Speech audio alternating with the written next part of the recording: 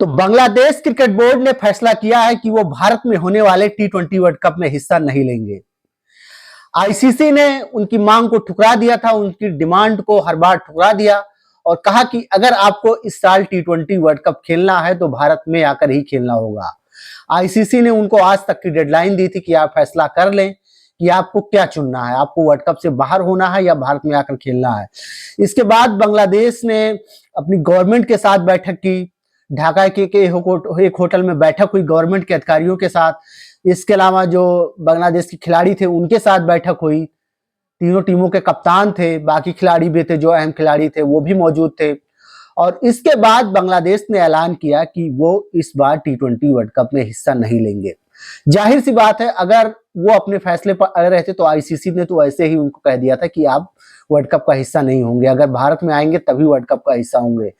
तो बांग्लादेश अपनी जीत पर अड़ा हुआ है कि वो भारत किसी भी सूरत में खेलने नहीं आएंगे। इसका मतलब ये हुआ कि अब बांग्लादेश T20 वर्ल्ड कप से बाहर है और जहां तक अब चांस है स्कॉटलैंड उन्हें रिप्लेस करेगा।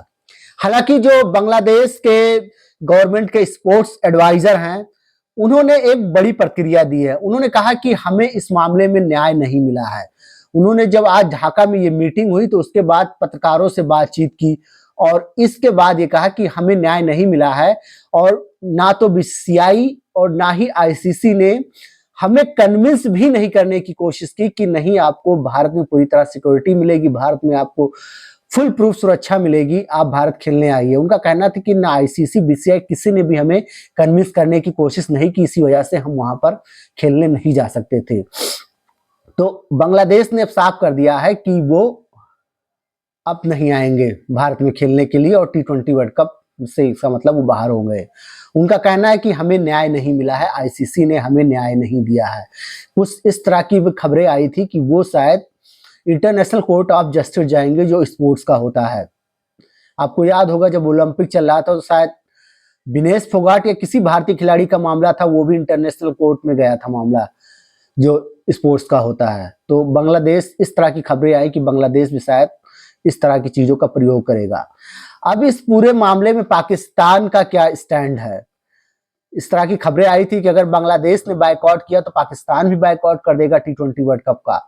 लेकिन बांग्लादेश के इस स्टेटमेंट को आए मुझे लगता है 2 या 3 घंटे हो गए हैं बांग्लादेश बोर्ड के इस स्टेटमेंट को आए, अभी तक पीसीबी ने कोई प्रतिक्रिया नहीं दी है।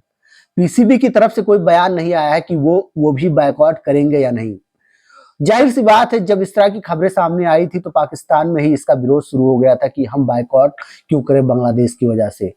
तो अब बांग्लादेश क्या है, वो पाकिस्तान के बहकावे में आकर, पाकिस्तान के उकसावे में आकर भारत से भिड़ने तैयार तो हो गया, लेकिन पीछे से पाकिस्तान ने क्या किया, उनका पत्ता साफ कर दिया। पीछे से पाकिस्तान खिसक गया, चलो तुम गोली चलाओ, हम तो पीछे खड़े हैं, कुछ होगा तुम्हें तो हम संभाल लेंगे।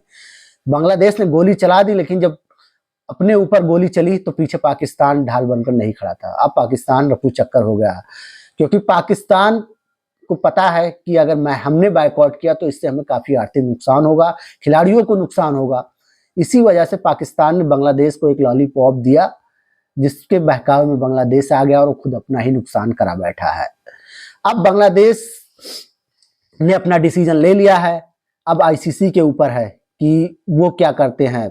क्या दोबारा कोई मीटिंग होगी, क्या दोबारा कोई बातचीत होगी बीसीसीआई और बांग्लादेश बोर्ड के बीच, या आईसीसी और बांग्लादेश बोर्ड के बीच, क्या दोबारा कुछ चीजें डेवलप होंगी? क्योंकि T20 वर्ल्ड कप में अब ज्यादा समय नहीं रह गया है, अब 15 दिन मुश्किल से बचे हैं और अभी तक जब सारी चीजें यही चल रही, यही कंट्रोवर्सी चल रही है, तो आईसीसी भी चाहेगी कि जल्द से जल्द इस चीज को सुलझाया जाए ताकि आगे का जो कार्यक्रम है वो बढ़ाया जा सके।